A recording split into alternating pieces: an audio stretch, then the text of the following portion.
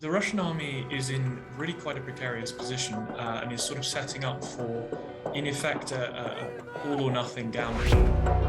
Their killed in action casualty figures are somewhere between about 10,000 and 15,000 at this point, and their visually verified vehicle losses are about 2,500, just in terms of the ones we have confirmed, verifiable, positively ID'd footage for.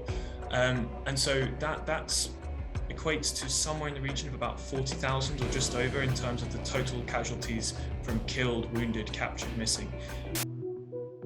Having failed in its initial attempt to take Kiev and other key cities like Kharkiv, Sumy, and Odessa, the Russian army is sort of falling back on, in effect, more practically achievable objectives. It's concentrating on a renewed offensive in the Donbass to try and encircle the forces there and consolidate and break the final resistance in Mariupol, which of course has been surrounded and under siege with no supplies for more than 40 days now.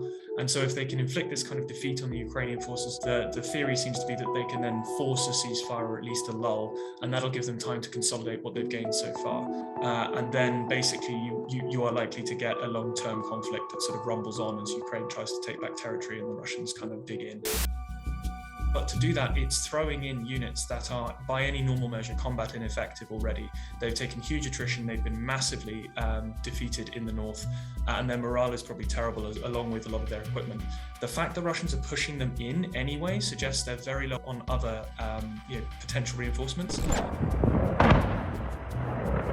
If the Russian army fails in this coming offensive, then at that point I think we're likely to see large-scale collapses in terms of frontages, as we saw in the north of Ukraine, because they won't be able to both defend their supply lines to their forward positions from infiltration and being cut off, and also maintain their forward positions if they keep taking losses without significant breakthrough.